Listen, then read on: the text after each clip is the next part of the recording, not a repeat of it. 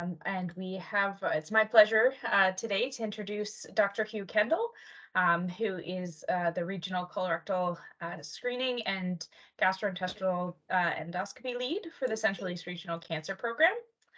Dr. Kendall is a general surgeon in Ajax at Durham Endosurgery, and his practice focuses on consultation, colonoscopy, and gastroscopy. Dr. Kendall also chairs the CPSO Quality Assurance Committee, and his expertise in the field of endoscopy has led to valuable work with Ontario Health Cancer Care Ontario, where Dr. Kendall has been a member of the GI Endoscopy Advisory Committee, providing input and opinion on quality-based procedures. He's also a consultant, or was a consultant, sorry, for Cancer Care Ontario's Comprehensive Quality Management Partnership, and a member of the Ontario Colonoscopy Expert Panel. So we're very happy to have Dr. Kendall with us today presenting. We will be recording this meeting, and the virtual link will be available after the session to share around. If you have any questions, you're welcome to put that in the chat or raise your hand. There will be time for questions at the end, but I know Dr. Kendall's pretty fluid, and so I'm sure he'll be happy to take questions as they arise for you. So if you have anything else, let us know. Oh, also, sorry, one more thing. When you log in, if it doesn't say your full name first and last, please put your name in the chat so that we can provide you with a participation certificate for any credits you might be looking for. This is an accredited round series, so we do provide certificates of participation, and we need your name to do that. So without further ado, I'll turn it over to Dr. Kendall. Thanks. Those who worked with me for a few years know that I generally don't love PowerPoint, and that if my general feeling is if you need to say it with PowerPoint, you probably don't know your material very well. So I'm trying to kind of stay away from the idea of throwing up a whole bunch of information on a slide and have you ignore me while you're reading my slides. So with that in mind, what I'll try to do is to go through the points that we want to go through about the current state of colon cancer screening and the FIT program and the rationale behind some of the policies and decisions that are out there now, and then leave a good amount of time, because we have a reasonably small group, for everybody to have all the questions that they'd like to have.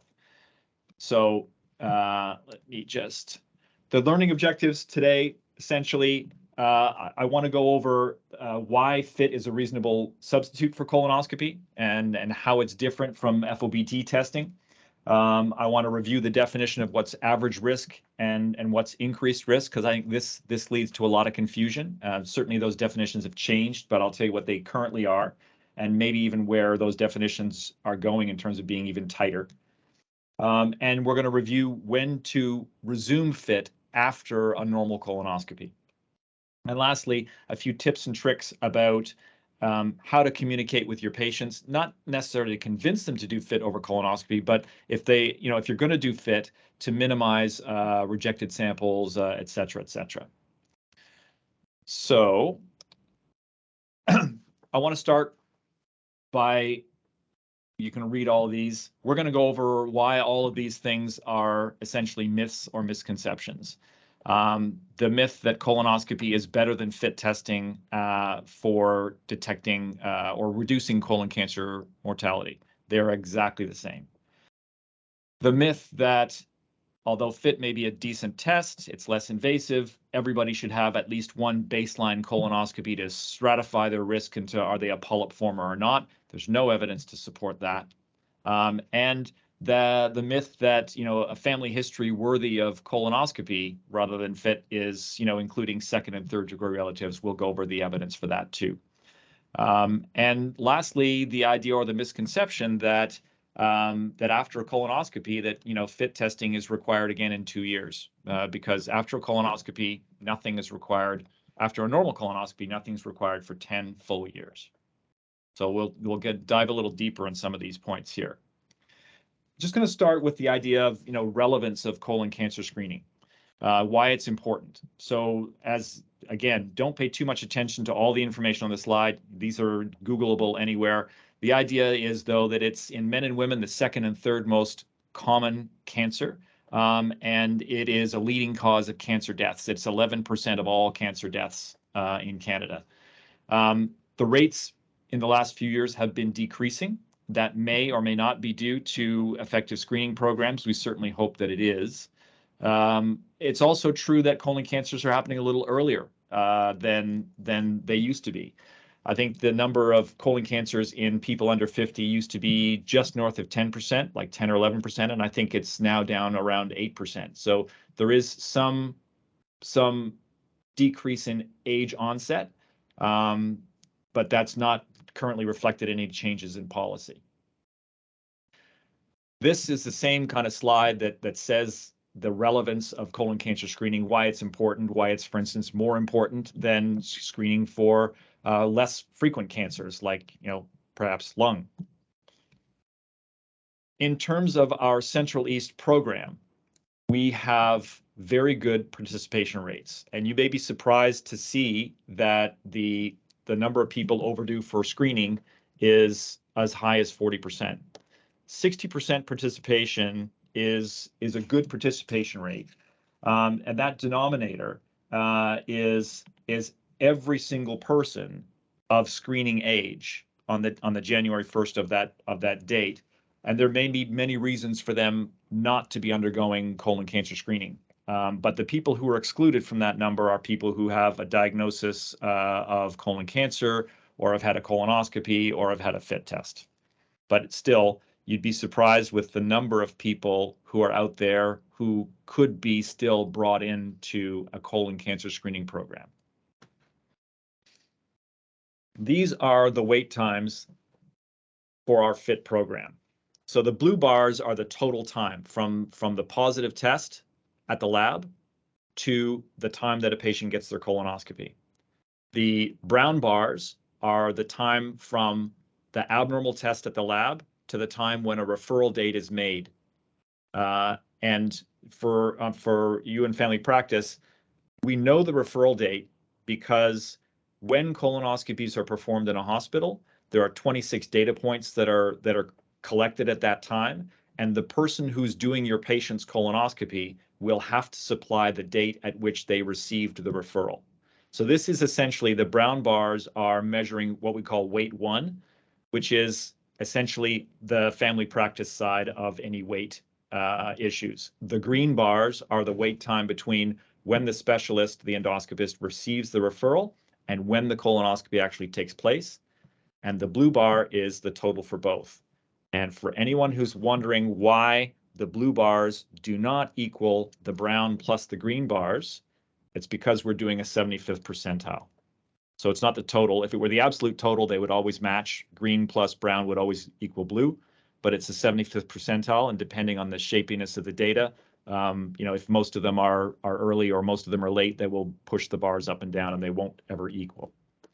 But suffice to say that the brown bars have a little bit more variability. The green bars really reflect the process issues either in endoscopist's office or access to endoscopy in the hospital. And so over the last couple of years, we've had both of those things influence the green bars.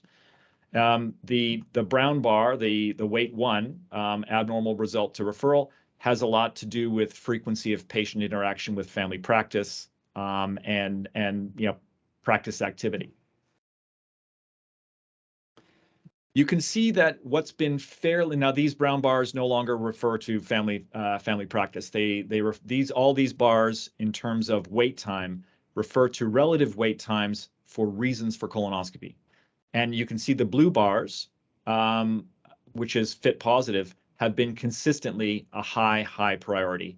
And to a certain extent, at the expense of surveillance colonoscopy, people who have follow-up colonoscopy because of a large polyp or because of a previous cancer, and also to somewhat at the expense of the also non-urgent family history, every 5 years or 10 years.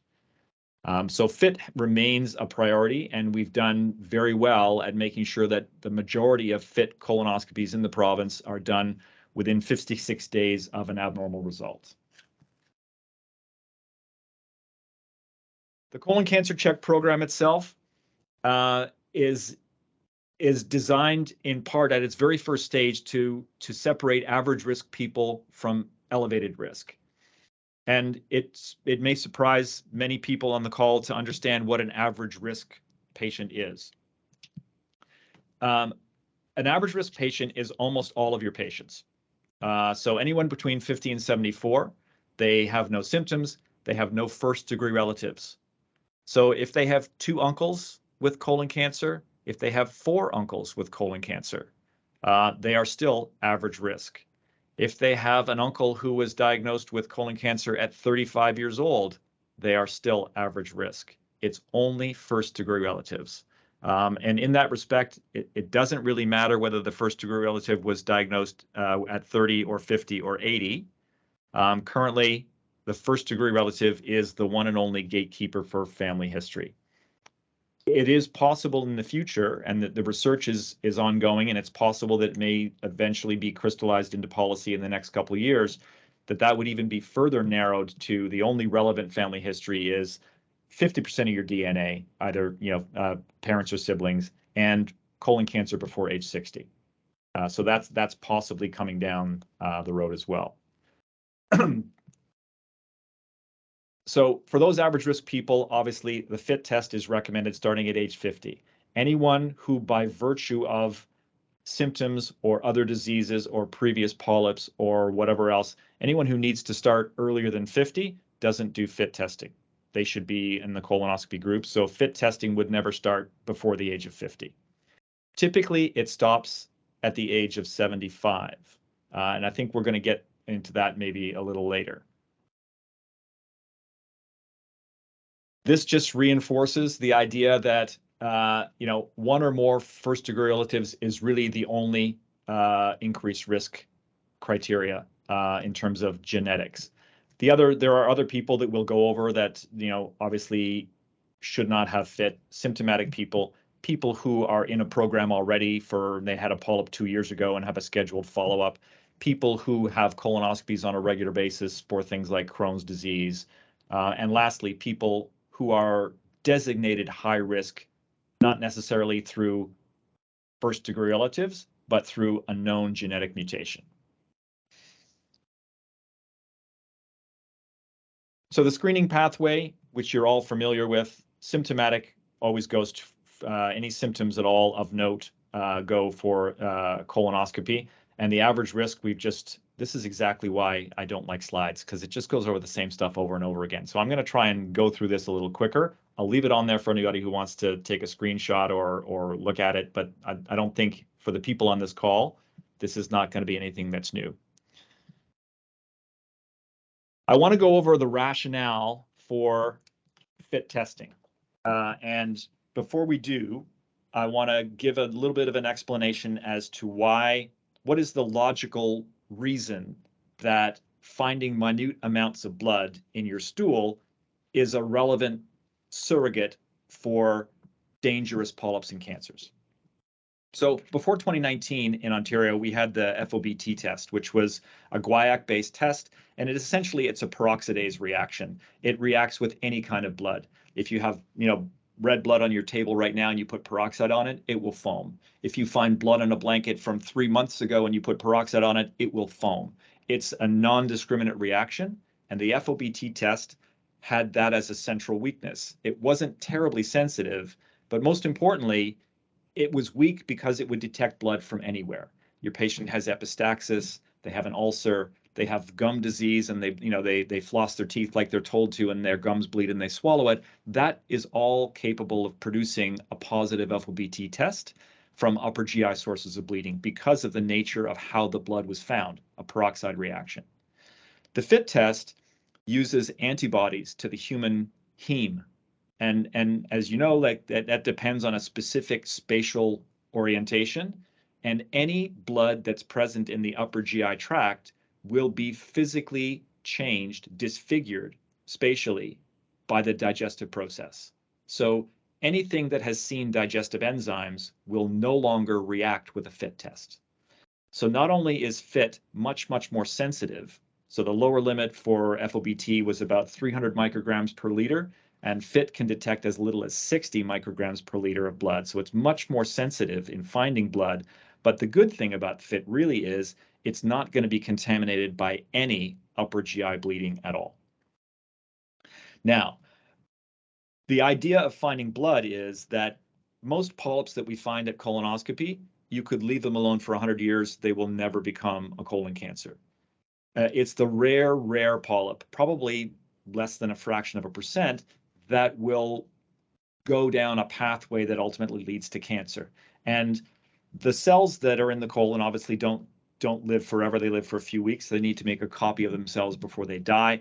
And what happens in that fraction of a percent of polyps is the cells within that polyp begin to make less and less faithful copies of themselves. Mistakes that creep into the replication process are repeated with every generation, and eventually the cells become so different from their parent cells that they are no longer able to make a faithful copy of themselves. And that's when the weirdness or the dysplasia goes up exponentially. Part of that process is a rapidly increased growth rate. Anything that grows that quickly, i.e. anything that's dangerous, either a precancerous polyp or a cancer, anything that grows that quickly will bleed a little bit, or more properly, will shed red blood cells on a regular basis. It may not actually ooze red fluid in front of your eyes, but it's adding cells to its outer layers so quickly that the body's blood vessels can't keep up behind it to keep that tissue alive. So the growth rate of the lesion outstrips the growth rate of the blood supply behind it, and consequently, there's this perpetual necrosis and sloughing of the outer layer. That's where the blood cells and the heme is shed on a regular, consistent basis. It doesn't have to stop and start bleeding. That process would be consistent. So if we do a test that can detect a ridiculously small amount of blood, and we don't find it in patients, we can say with some confidence that there's a very, very low likelihood of them having a rapidly growing, dangerous dysplastic polyp or an actual cancer. So it's a very useful test when it's negative. It's a little less useful when the FIT is positive because, as you might all expect, there's a large number of reasons why that might be positive, from anti-inflammatory use to minor inflammations, radiation. Hemorrhoids is what everybody thinks of initially, but notionally that should be the last on the list of potential contaminants, because the specimen that's intended to be taken is from the inside substance of the stool, which is the last place that blood could get to if it were from hemorrhoids. The only way you could actually contaminate it would be to inadvertently. Hello? Would be to contaminate the specimen by going through a thin film of blood on the outer surface of the stool. So with that said, with that explanation of kind of why did we even think about testing for blood as a substitute for colonoscopy, here's the landmark study that really put FIT in the same category or category above FOBT, different generation of test and an equivalent to colonoscopy. It's a large study from 2012. The reference is down at the bottom, Quintero. It was about 60,000 patients, all in screening age. And the goal was for these patients to, over a 10-year interval, to have either FIT every 2 years or a single colonoscopy, and then look at 10-year colonoscopy mortality. All right. This part of the study, so about 30,000 people or 25,000 people were invited to join each arm. And more importantly, they were allowed to switch arms if they wished. And what's important about this slide is to say that given the opportunity, way more people who were slated for colonoscopy chose to switch to FIT. Very few people who were offered FIT testing chose to go to colonoscopy. So 23% of people switched to FIT and 1% of people switched away from FIT. This is all to say that there's an appetite amongst the patients to avoid colonoscopy if there's a reasonable alternative, i.e. that FIT is preferred when given the option. This is the results of that large study after 10 years that the detection of colorectal cancer was identical in both groups. Now, colonoscopy was much more effective at finding advanced adenomas, but the number of people who die of advanced adenomas is, and always will be, 0. So that may be important for risk stratification, but when you look at the most important metric, which is how many people die of colorectal cancer, the FIT test does exactly the same job as colonoscopy.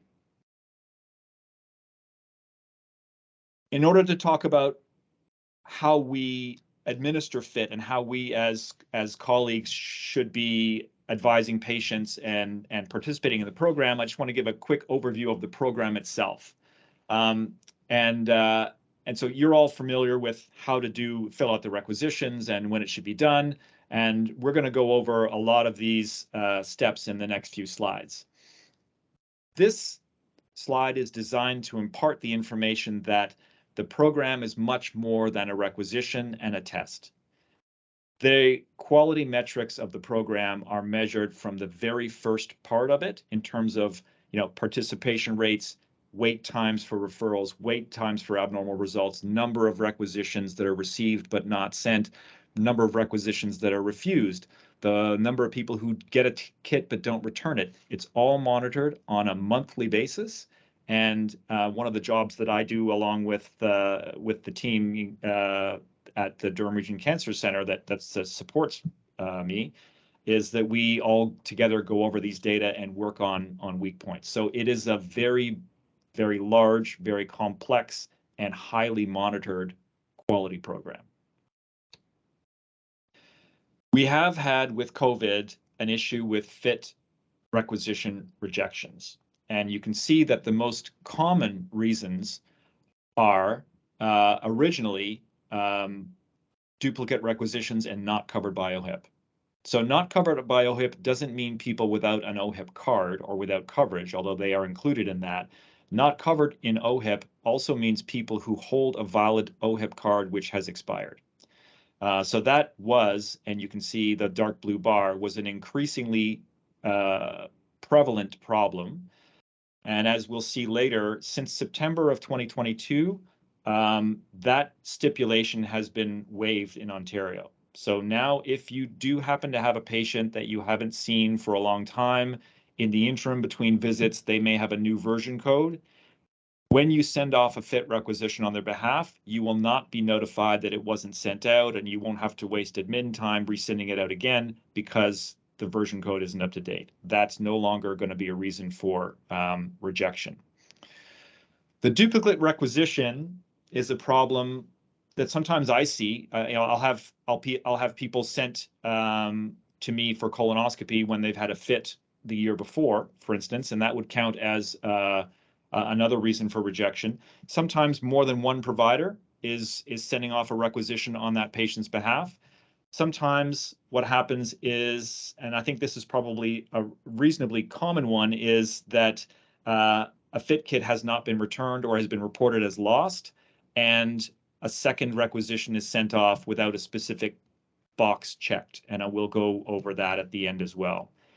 But rejected requisitions is, if you take a look at it, it's 40 or 50,000 per quarter. So it's not an insubstantial amount of rejections. Again, this slide goes over the multiple reasons. This one here, on the left, the OHIP card has been taken care of. I think we're getting back to normal levels of primary care and patient interaction, so that shouldn't necessarily be an issue. And lab issues are constantly being looked at. I will say that, and maybe in the question area, we'll have a chance for me to ask, or you can tell me. I'd love to know the extent to which mass requisition requests are sent out, whether that might be a rejection issue as well. This is for my information. I have a feeling that providers with EMR can do a query and a mass requisition request. We've seen that at the labs where there will be, four-figure requests from provider offices. And of course, those would obviously have a fair amount of duplicates and rejections. The fit return rate has been excellent and is growing. We're above pre-pandemic levels. So that although the fit program was temporarily paused in 2020, we are now the program continues to grow, is more than recovered from its from the COVID pause, and we are above the participation rate is above where we were before the pandemic. This slide is just to show that once patients receive the kit and fill it out, the time that it takes to get back to the lab is consistently below the target. 14 days, you'll see the red line there at 14 days. That's because the kit will be stale dated after 14 days. And this is another thing to let your patients know. The old FOBT kit was a fairly inexpensive kit, probably less than 50 cents per kit, maybe half that. And it had a very, very long expiration date. It really is just a piece of paper impregnated with a reagent. So it might last for years, which would be a good reason to have them available in envelopes, behind your desk or in the pharmacy. The fit kits themselves are a relatively expensive kit. I think the cost is somewhere around $7 per kit. And when you're mailing out tens of thousands a week, it adds up for sure. The reagents also are temperature sensitive and they expire.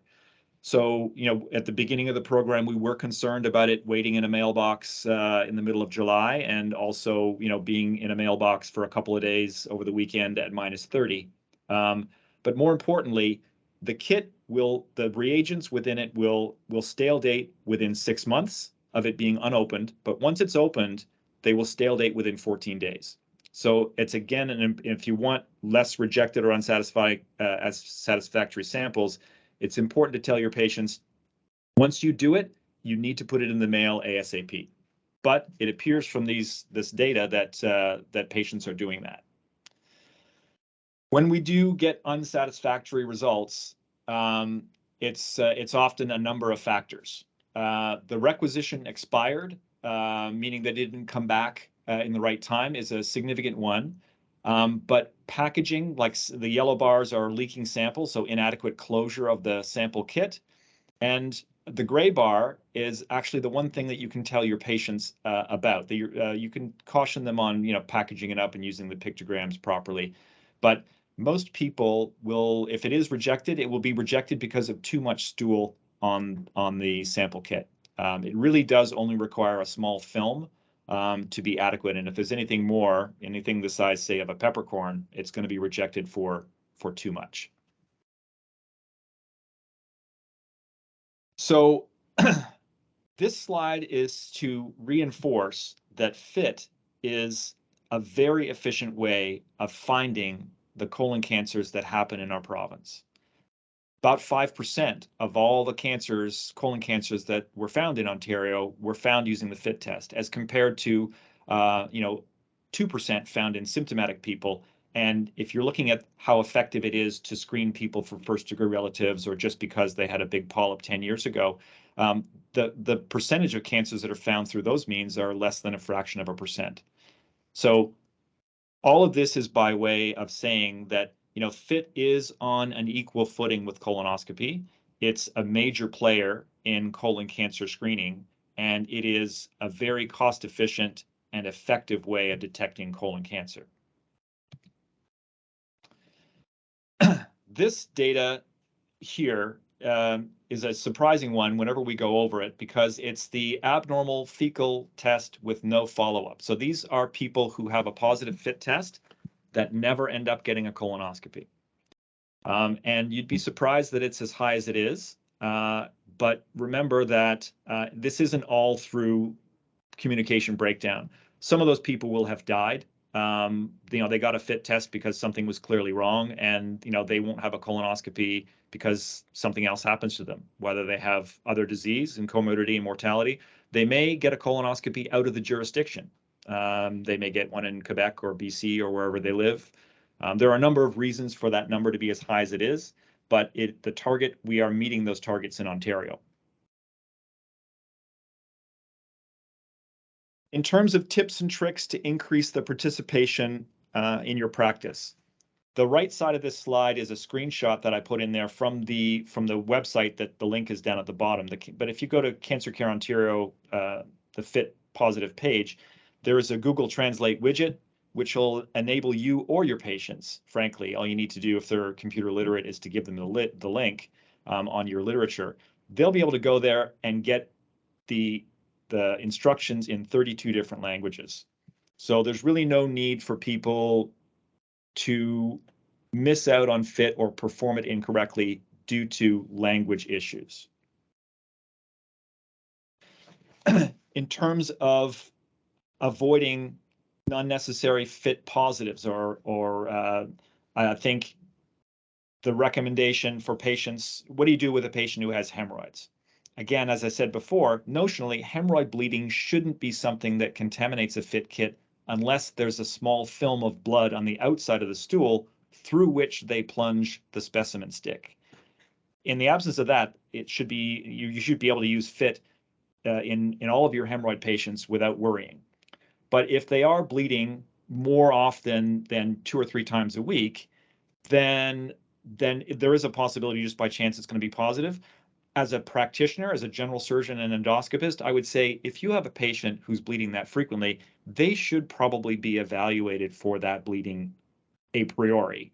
And I'm going to bet that most people would do some kind of lower GI endoscopy to do that, to investigate that as a standalone problem. Even if you know that it's hemorrhoids, there can be a utility to looking in, because if you're right and it is hemorrhoids, the natural history of that is it's going to keep happening. And so there's some utility to looking in and confirming that there's no other plausible source for that bleeding other than hemorrhoids, so that when it does keep happening, you can safely kind of ignore it. The recommendation to avoid it for three days after dental work is fair, but I would say it's, the design of the test is such that it shouldn't be reacting with any blood that has seen upper GI digestion. The only issue, the only complicating factor with this is if it's a dental bleed, it might be a little more brisk than just bleeding gums from flossing. And so that may be the reason that, it can subsequently contaminate it just by volume. And as we said before, it's important to get it back within 14 days once the kit is opened. There's been an issue with uninsured patients in Ontario, and so although Life Labs is the sole lab that is contracted to provide the test kits for the province and to process all of the specimens for the province, Gamma Labs does provide a fit test kit for uninsured patients for a fee of $59. So for patients who don't have OHIP coverage, you can get a fit test for them. If there's someone from out of the country who happens to be working here in Ontario for a year or so and doesn't have coverage, they can access fit testing through Gamma Dynacare.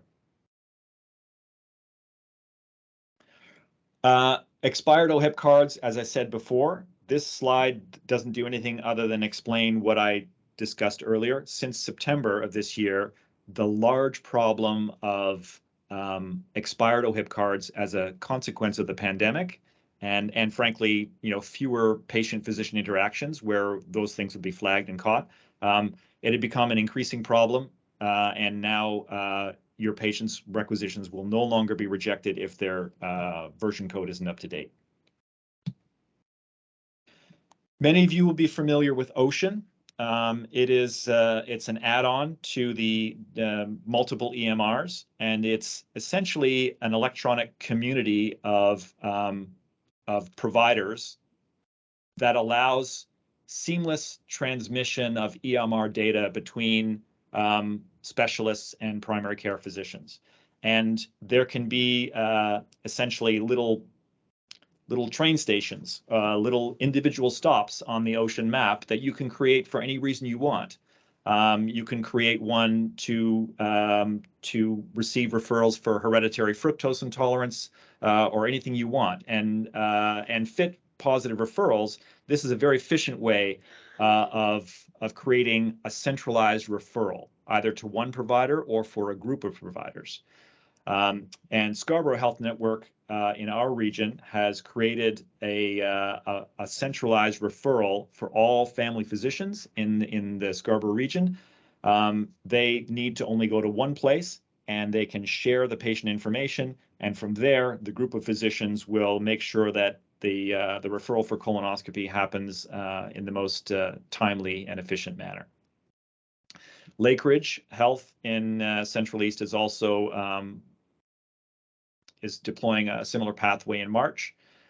And I will say, from having been part of these discussions, that this is a great idea, and it's a great way to efficiently share information, avoid duplication, and avoid delays. Part of the problem perennially with these ocean communities is chicken and egg. And so I'll let you peek behind the curtain a little bit and say it's an extra modality that you add on to your EMR. In addition to receiving information through faxes and things like that, you have this other way that information comes in. And so in that sense, it's a little bit of extra work. And as you might imagine, specialists are not going to join unless there's a reasonable population of primary care physicians to send them referrals, and primary care physicians aren't likely to join unless they have a robust diversity of people to whom they can refer. So that is to say that the ocean program is funded. We are trying to confirm that the funding is going to be beyond just the first several years that it's been committed to, but it is important to join. If everybody joins, it will work great. It will be a problem if people are hesitant to join because of lack of choice or lack of diversity in either receiving or sending referrals. So there is a big benefit to everybody sort of spreading the word that these ocean programs require participation. So give it a shot. The cost right now is I believe, I can check with Shannon, but I believe it's all covered. So it's something to think about. There is an issue that we have in Ontario, not just in Central East, with unattached patients. And Central East has spent a lot of time and effort in trying to overcome the issue of how unattached patients are able to access FIT. Currently, someone needs to order the test for them, but more importantly, if it's positive, someone needs to, for instance, make a referral to an endoscopist. And so there is a program within Central East that compensates family physicians who are willing to take on new patients for FIT. So there's an extra fee. I don't know the details about whether I believe the fee that's quoted there at $150 to $230 is a fee to take the patient and make them an attached patient to your practice. And I don't know, for instance, whether or not that supplants what would be a rostering fee or is in addition to, or whether the fee is a one-time and the expectation is that you keep the patient on. But it's all available through the Ministry of Health. And if anybody, I'll have the details for our Central East group at the end of the slideshow as well. And you can if anybody's interested in becoming a family physician who is able to take these unattached patients, it would be a great boon to the program. This is just included. That little circle is the box that you must check. I'm sure everybody knows this, but if you have a patient who tells you that their kit is lost, or if it's been more than 6 months and you've been notified and you said, I got to send you out a new kit, you need to check that box. Otherwise, as you probably found out, you'll get another notification from LifeLabs saying, we didn't send it out and this is why. So, and these things, if you're doing mass mailings, can easily be missed because you're going to send out one version of it to the same fax number on multiple patients. So this might be a reason for refused rejections. So pay attention to that one box and you'll get less rejected requisitions. We're nearing the end. So the tips and tricks in order to minimize headaches with the requisitions in the FIT test, just check your patient's address and OHIP number. The address is also crucial. They certainly can, a patient can certainly request that the FIT kit be mailed to an address other than their address. So for instance, if they're living with a family member, for instance, they might have one address on their health card and they might want it mailed to another address. I tell patients when I order FIT, I let them know that, the kit that comes to their house isn't any kit. It's their kit. It will have their name barcoded on it. It'll have their healthcare number barcoded on it. It's their kit. It's nobody else's. And I let them know that the lab will simply wait for it to come back. And if it doesn't come back, alarms will go off. And I also tell them, specifically, don't get it in the mail and leave it in the front hall and have, somebody put it away because the cleaner is coming the next day. I tell them to bring it right up to the bathroom and just leave it on the counter and let it stare you in the face until it's done. And I haven't had a lot of post-dated requisitions or unfilled rejections, but those are just some tips. And also consider, if you are going to be doing mass requisitions at a certain time of the year, I know there's a method in PS and there's a method in Accuro as well for creating exclusions as to who should not have a FIT requisition. Whether you create a rule in PS that sort of says anybody with a diagnosis of, previous polyp or anybody who's had a colonoscopy. I know you can set this up in PS. It's a little more complex and accurate to create the query. But if you are engaging in mass mailing of requisitions, I highly recommend either you or work with an IT professional to create some exclusions to better focus the requisitions that are going out. So the take-home messages are that colonoscopy and FIT are equivalent in decreasing colon cancer mortality in the average risk population, and there's no data that supports that any kind of baseline colonoscopy is helpful at all. The second point is that when we say family history, that means you're a colonoscopy person. That means first-degree relatives only. So cousins, uncles, grandparents don't count. FIT testing starts at 50. And once, if a patient does go for a normal colonoscopy, FIT is not required for 10 years. And when I explain this to patients, I find it helpful to say, we all conceive of FIT testing or colonoscopy in some way as a backward-looking test, meaning, okay, you did it and it's normal, wipe the forehead. Nothing grew in the last 5 years. I guess I'm okay. But colonoscopy is also a forward-looking test, meaning, like, if I just looked in someone's colon and there's not even the beginnings of a 3-millimeter polyp growing there, it should be a lot harder for them to die of colon cancer in the next 10 years. It is something that is, in that way, it's not protective, but it's forward-looking, and that's the rationale for you don't need to resume. So if I do a colonoscopy on somebody today in 2023 and it's normal, their next FIT test is 2033. And again, that's an exclusion that you can set up in your EMR to avoid unnecessary FIT testing. Lastly, FIT testing is notionally to end at 75. And that's not because we stop caring about whether people get colon cancer. It's because at the age of 75, people are approaching what is their actuarial mortality. And the disease that we're looking for, colon cancer, takes time to kill you.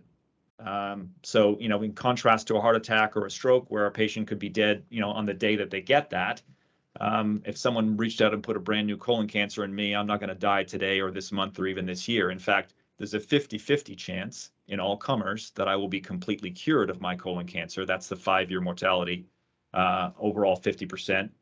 But if I do die of colon cancer, if I'm in that 50% that dies of it, it will likely be in a matter of, 4 to 6 years. So you should think in terms of extending screening beyond 75. I would suggest that you consider what is your patient's 5-year mortality.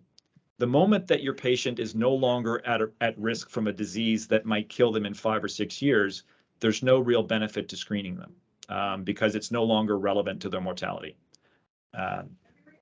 There is certainly a gray area between the ages of 75 and 80. And when FIT tests first came out, they weren't sent to people over 75 years old. They're now sent to people up to 85 years old. And there was a time when it was only 80. We recognize that some people are going to survive well into their 90s now, and anybody that remains at risk from a 5-year mortality disease should be undergoing some kind of screening, and FIT is certainly fine for that. It's less invasive. There's also a reason to consider FIT testing in people who maybe have a polyp detected at a colonoscopy at 74, and may or may not, the ideal management of that may or may not be to do a follow-up colonoscopy at 79. So a FIT test at 79 might be a very good option. But generally, anything between 75 and 80 is a gray area for screening. There would have to be a compelling reason to do that after the age of 80, and FIT testing is not available after the age of 85. The last slide is that FIT test is a great test, but there are certain people that should always be colonoscopy people. Obviously, there's symptomatic patients, and as you know anybody with a first-degree relative, this is a colonoscopy patient. If they've had a personal history of cancer, they're always going to be a colonoscopy patient, and as they will be if they have a genetic problem like Lynch syndrome or polyposis. Also, you shouldn't send FITs on anybody that's had a normal colonoscopy in the last 10 years. And the last group that I'll say, and I wouldn't worry about this group because this really isn't your responsibility as primary care providers. I would say people who've had a colonoscopy and had a polyp and have a planned follow-up. I would put that responsibility on the endoscopist's office. That's not your job to police that. But those are people that, don't necessarily need a FIT if they have a planned colonoscopy coming up in 5 years. So as the Central East program does have some promotional material that's available at request, and the email is there. And the one on the left is an 8x10 printable information sheet for FIT, and the one on the right, I'm told, is it's a digital file that you can use as a Zoom background, or anything else I guess you'd like. So I'll open it up now for questions. And stop sharing.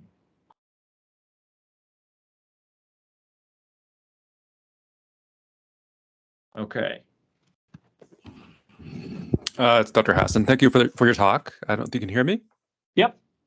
I don't get notifications when a patient's kit wasn't returned or if it's been rejected. I don't get a notification at all. It's only when I go in OLIS that I see that. What EMR do you use? I'm using Indivicare. But that should not affect it because it should still be pushed out to me. But do you get I totally agree. I get normal results and abnormal results, but anything else I don't get. And you get results from Life Labs? Yes. Okay. It's only when I go into OLIS and search that I'll see specimen was not returned within 6 months. They don't send us a notification that it was not completed.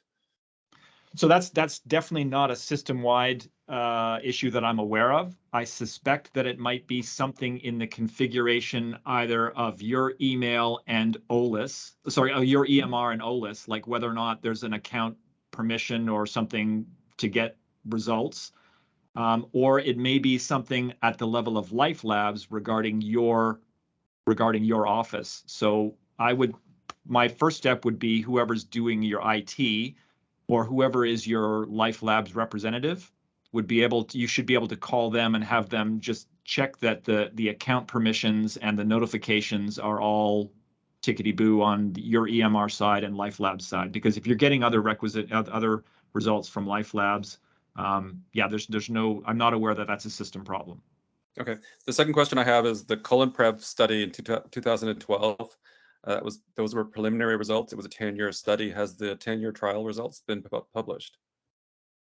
Not that I'm aware of, no. And there's 2 other ones that are also ongoing, and that one, and I'm not aware that I'm not aware of the final results of those 2. I think they're longer term. As you might imagine, that was like looking at one 10-year cycle, and obviously the more relevant data is going to be, hey, what happens to these people over the lifetime of their screening, like something 20, 25, 30 years. Well, it said in the trial, I looked it up when you were talking, it says it was a 10-year trial, and they published in Yes. 2012. So Yes. it should have been 2022. The 10-year trial results should have come out. I don't know. I'm actually going to be on a face-to-face meeting with the other Ontario leads, and I'll ask that question and I'll try to get back to you. Okay.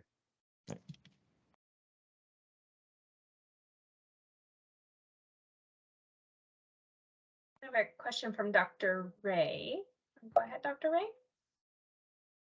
Thanks, Dr. Kendall. That was a great talk. My question is about ordering FIT kits over the age of 75. I haven't done that recently, but in my experience in the past, if I did order a FIT kit over 75, it was rejected because it was outside of the age. So is there a way to do that, or what do you recommend for those patients that we choose to screen? Yeah, now that gate is going to be down. As I said, so the program's only been up for 4 years, and I think for the first full 2 years, or maybe a year and a half, it was any requisition in 75 over was rejected on an age basis. Coincident with that has been a recommendation that patients who have a single tubular adenoma less than 1 centimeter do not require a 5-year follow-up colonoscopy. And that there's been a policy change to recommend a FIT test instead.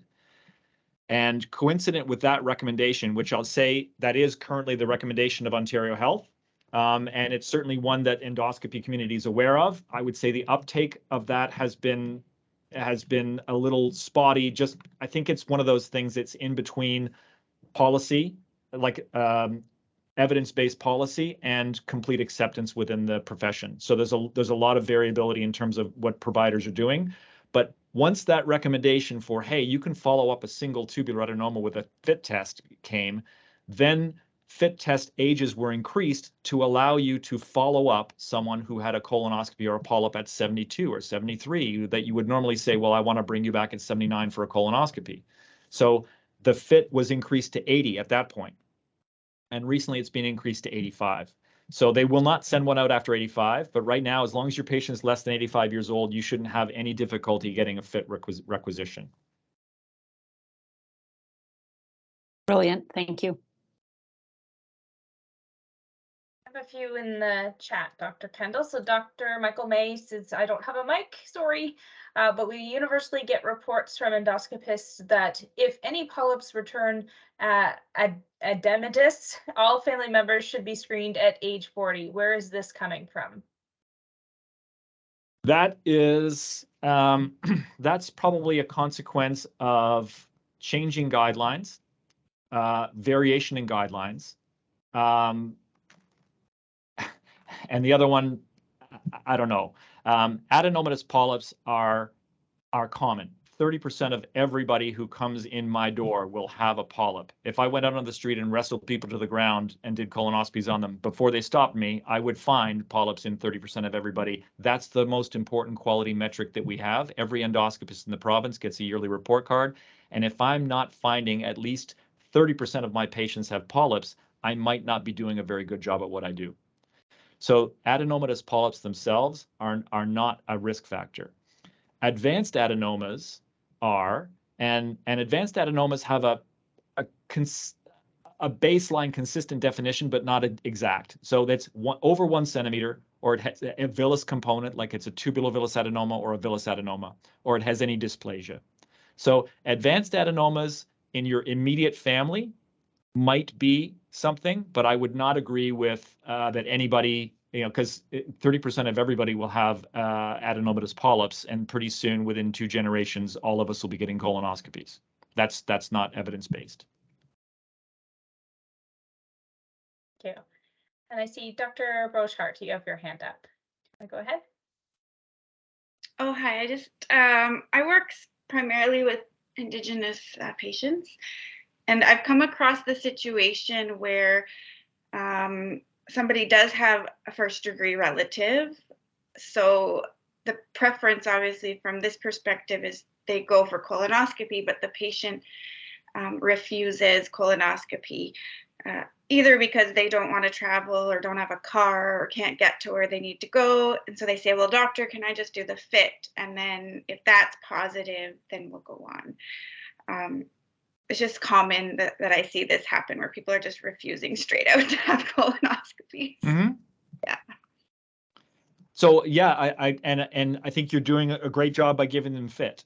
And if you go back to the slide, well, I'm not going to go back because, but the slide that said that of all the cancers that are detected in Ontario, 5% of them are detected with FIT, and the number of people that are the ones that are detected by family history is 0.3%. So I don't think you're giving up a lot for your patients at all. FIT is a great second choice. Thanks. Another one in the chat for you, Dr. Kendall. It says, how can we advocate for the family doctors to refer patients to the FIT program? In the Peel and Halton region, we're having great difficulty filling our clinics due to lack of referrals at the Trillium Partners. Of the expected 2,000 patients we expected, we are getting half and are struggling due to this. Is this question from an endoscopy provider? I think it's a nurse that works in the endoscopy clinic in the Peel and Halton region. And is it an OHP endoscopy clinic? Do we know? Kathy, do you want to? I don't know if you have a microphone, Kathy. If you could give us more information for your question.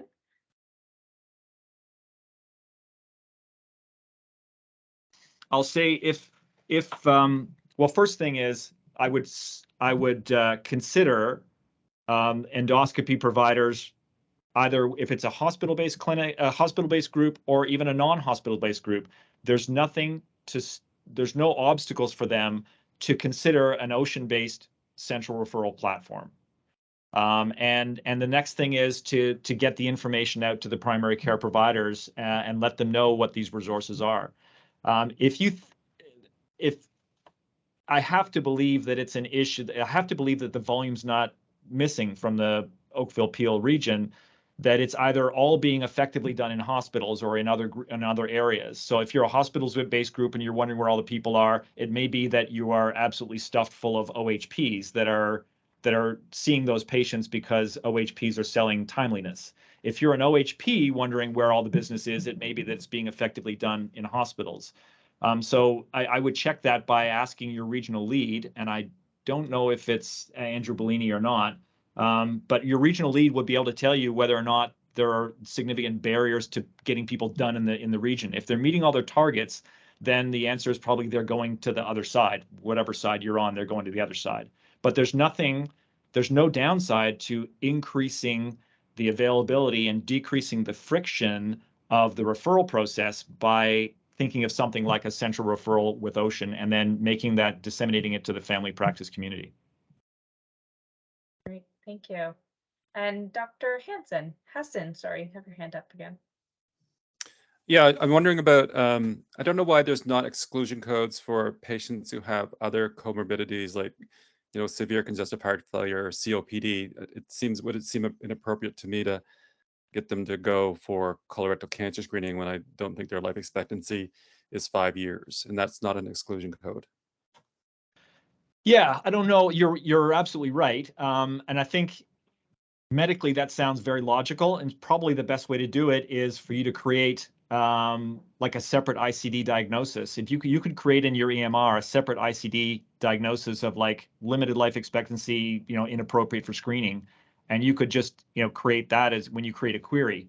But those patients remain part of our target population for Prev Care. Right. Well, I mean, aside from yeah, that's a policy change. So you're absolutely right. The question is whether or not that's likely to whether or not you're likely to get sympathy from a provincial level. And with all the things that they have monitoring, it may not be the case. I sympathize with you, but you can do the right job in your practice, but you will at the moment probably be slightly punished for it, or you won't be. It'll hurt your metrics, and that's. Well, you're the lead, so I think I'm speaking to the right person. Maybe you have some input there. Oh, yeah. Well, we will. I mean, but so the lead meeting that I have this Friday, where I'll ask about your question. That's another good point. But as you might expect, the directions at different levels of government have different competing interests. Yes. And so it's not always the case that the logical solution is to the forefront. There may be other good reasons why the solution just isn't practical or possible. But I'll ask for sure. Hi, Dr. Kendall. It's actually Christina. I'm here from Colon Cancer Check from Ontario Health. I've been listening in, Oh. so if it's helpful, I can try and answer some of that question now. So Colon Cancer Check, we provide advice to the ministry on fee codes, which can include the preventative care bonuses, but it's actually the Ministry of Health that kind of sets the details around the preventative care bonus structure. So Colon Cancer Check as an organized screening program it doesn't set that. So I know we often advocate when we make changes to the program, if we're changing the age and the interval, et cetera, we'll make those recommendations to the ministry, but ultimately the ministry does set that. So if there's kind of questions or feedback on the fee codes, we always kind of pass along what we're hearing from the field as well. But the organized cancer screening program, unfortunately, doesn't set those specific kind of fee structures. Do you know if any of the other screening programs, breast, cervical cancer, It's the same, allow collect that metric differently? No, they all have. So I think I don't know the preventive care bonus in and out, but I believe to get like the highest amount, I think it's something like 80%. But I'm sure there's folks that can correct me if I'm wrong. I think the thinking behind that is that it recognizes that not 100% of the population may be appropriate for screening. So I think that buffer exists across breast, cervical, and colorectal as well. But don't quote me on that because I certainly we don't work as closely with those. The preventative care bonus structure, just given that it's the ministry that kind of knows the specifics and the ins and outs of that. But anytime we make a change to the program, we provide advice to them around to make sure that we're trying to get those codes to best align with the recommendations ultimately, because we know that's important. And Dr. Hassan, I would imagine if that slide that talked about percentage overdue for screening, why that target's not always 0, that's probably part of the answer.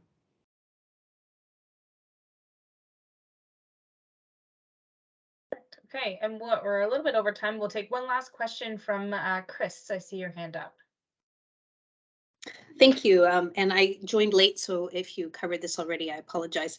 I'm wondering about the administration of the FIT centrally, whether that's something that is being moved ahead with, such as the mammogram screening, so that people don't have to get the requisition always from their family docs, or certainly the ones that have failed, perhaps getting those resent centrally. I'm one of the co-chairs for OHT, and we're looking at the administrative burden on primary care, and this is a piece that does keep coming up. So just wondering about centralizing that, similar to the mammogram OBSP program. Right. I think the problem with colon cancer, and I'll try to keep this brief, that's different, say, from OBSP, is that people's indications for colonoscopy and to which lane they're in, FIT versus colonoscopy, those change frequently throughout their life. So they'll change as to whether they're symptomatic or not. They'll change as to whether or not they recently had a polyp. They'll change as their family history changes. So whereas a person's position in an OBSP program is either high risk or no, and they're likely to stay in that. And so it's much more simple to send out automatic reminders. We're not going to rely on your family care provider to decide when your mammogram is. We're just going to tell you. With colonoscopy, when your next colonoscopy is changes. It matters whether or not how big the polyp was, whether you have one in 1 year or 3 year or 5 years, there's all guidelines for that. Your family history changes, your symptomatic status changes. So I think it's unlikely that there's a role for deciding who gets a requisition and when outside of a family physician's office. I think that's likely to change and that's unlikely to change. In terms of once there's a FIT positive, there is a move towards a centralization of referral pathways and a centralization of sharing endoscopic duties and burdens, because these colonoscopies aren't the simplest colonoscopies. The program is taking a lot of time to make sure that they go to places that are capable of dealing with the pathology, and also that it's not just going to be 2 endoscopists at one hospital that do all this stuff and get burnt out. So yeah, that administrative side is well developed and robust. But in terms of the grassroots, like who gets tested and when, it's likely to stay in the primary care provider's office. What about the failed ones, the repeat? I would get one a day for sure that has to be resent. Is there some way of centralizing that? Resent because of what?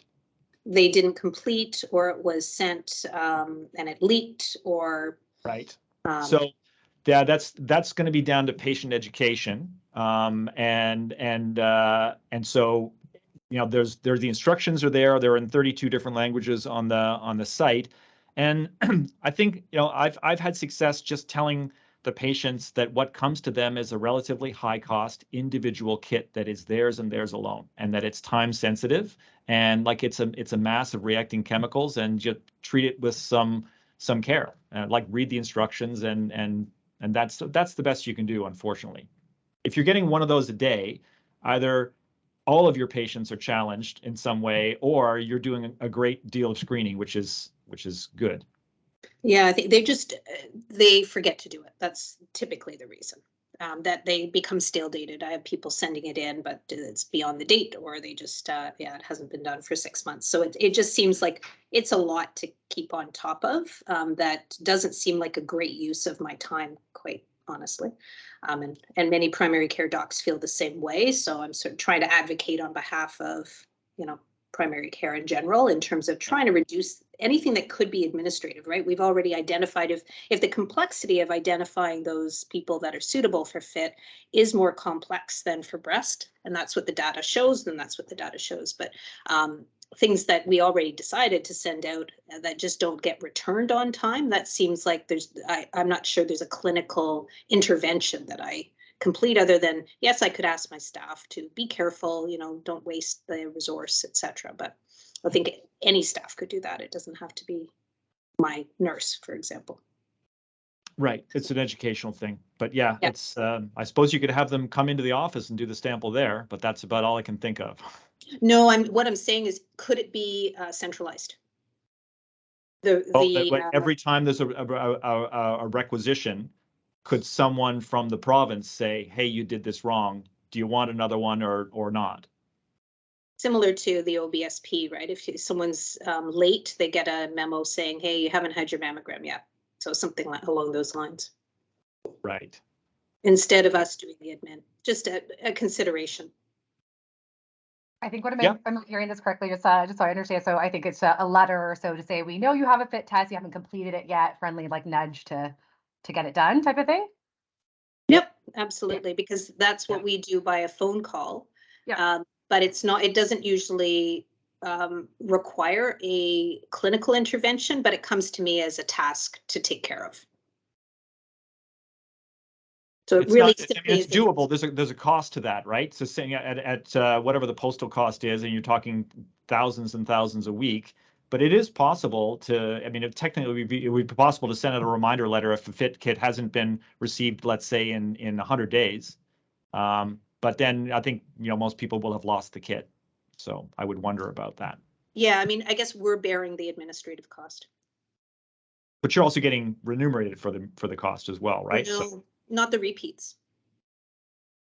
Right, if they lose it, it's not remunerated. I don't think that's the biggest piece of it, but there's just an administrative cost. If I'm doing it, it's my time. If it's the staff doing it, it's the staff time. But it's across all of primary care. I'm not trying to make this so much about what my office does. It's across the whole system.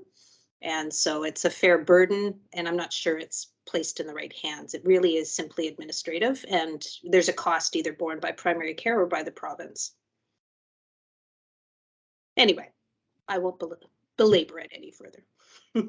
Doesn't sound like there's a move towards that. I'll just keep advocating for it.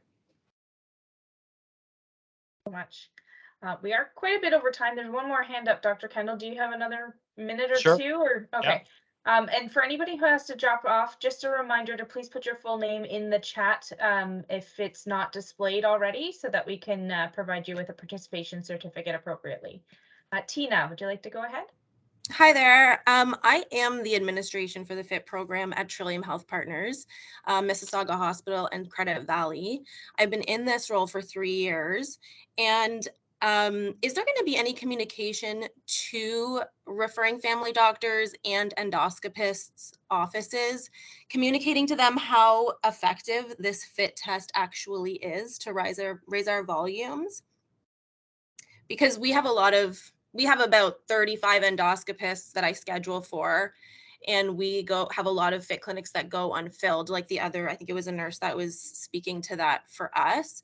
And we know that there's a lot of people that qualify. However, sometimes the doctor's offices don't want to, I don't want to say reject the referrals if that person qualifies, but send a note back to the GP saying, hey, FYI, this person qualifies for a fit kit. Instead of waiting 10 months for a colonoscopy, why don't we go this route?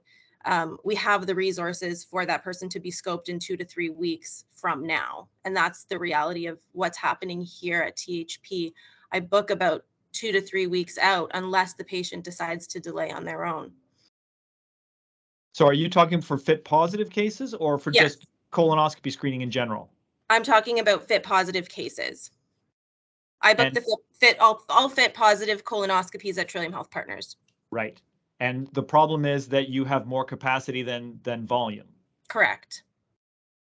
And so sorry, I think that it's the communication, there's a gap in communication from the province and CCO to those referring offices that refer these patients to our endoscopists for either other surveillance, other screening colonoscopies, and those endoscopists book them in their regular elective clinics rather than sending them back to the referring family doctors to say, hey, this person qualifies for a fit test. It's just as effective. We believe in it. You should believe in it. Send them a fit kit. They'll be booked for a colonoscopy in a couple of weeks rather than waiting 8 to 10 months for an other screening colonoscopy in the hospital through their offices. Does that make sense? Yeah, except you're explaining a situation where people are waiting 8 or 10 months for a routine colonoscopy, which suggests that the endoscopy capacity is jammed full of routine screening colonoscopies, and that you have unused fit time. So right. So what happens with our fit time is if we can't fill our clinics, we release it back to our endoscopist and they use it. But they have backlog from the pandemic or whatever their own office situation is, right? Referrals, people maybe that are on even first degree relative colonoscopy like surveillance lists that were backlogged from the pandemic.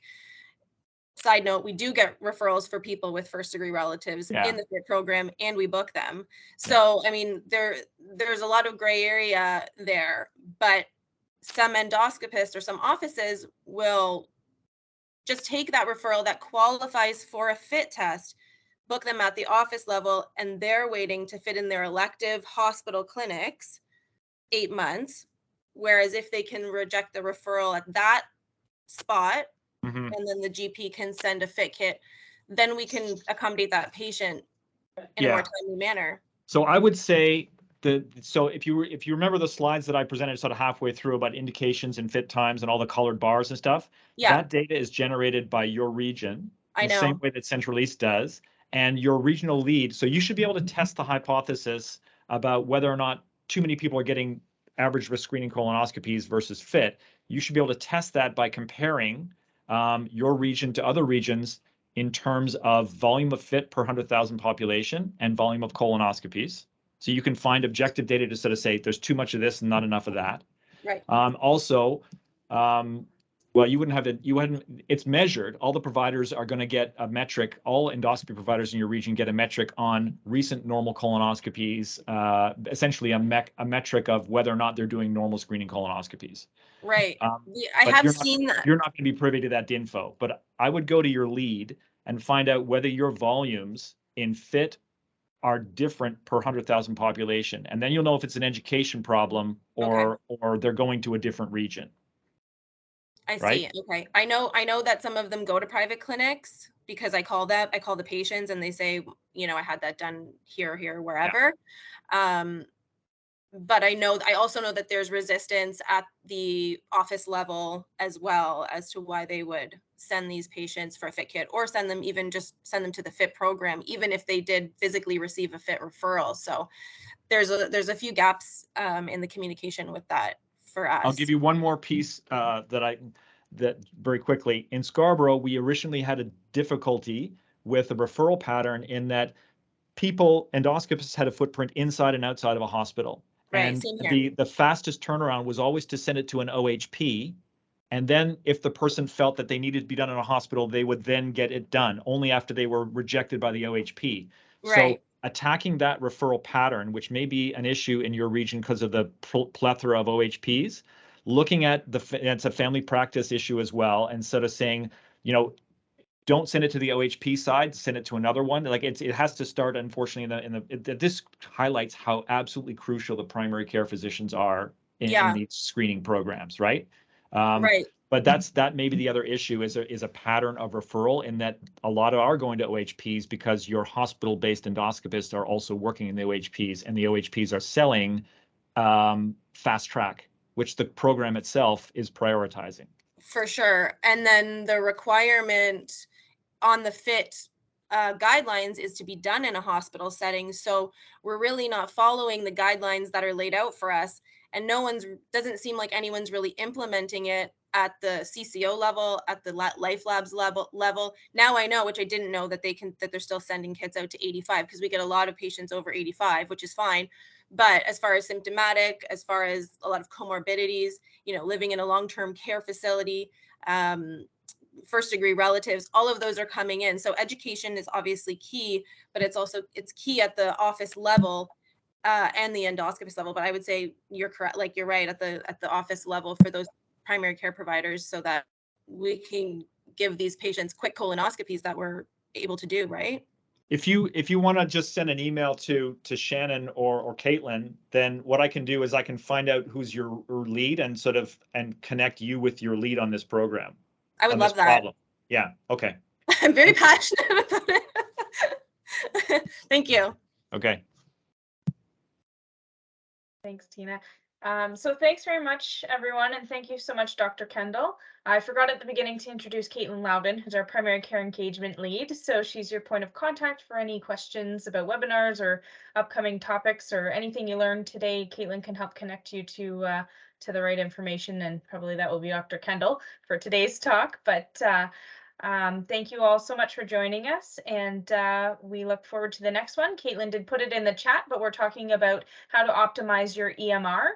Ontario MD will be coming to present on April 19th, so please email us if you'd like to sign up for that, or you can put a note in the chat and we'll register you that way if that's easier. And we'd be happy to see you at our next webinar in April. Thanks so much, everyone, and thanks again, Dr. Kendall. Thank you. Thanks.